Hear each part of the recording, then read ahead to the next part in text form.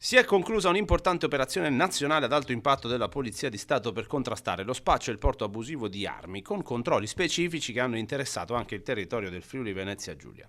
L'operazione conclusa ieri dalla Polizia di Stato su tutto il territorio nazionale era finalizzata ad incrementare l'azione di prevenzione e di contrasto dello spaccio di sostanze stupefacenti e del porto abusivo di armi.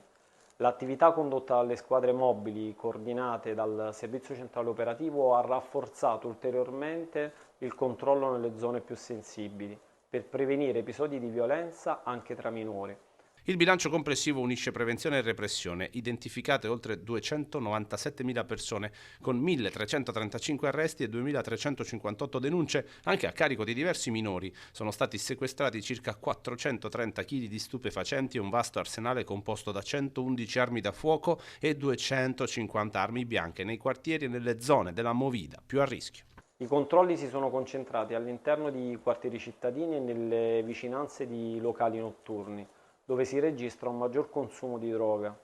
Particolare attenzione è stata riservata al contrasto del porto di armi bianche da parte dei giovani. Abbiamo infatti sequestrato 250 armi bianche, tra cui taglierini, taser, tirapugni, sfollagente, macete e accette. Per reati connessi agli stupefacenti e alle armi sono stati eseguiti 1335 arresti, di cui 31 minorenni, e sono state inoltre denunciate 2358 persone, di cui 142 minori.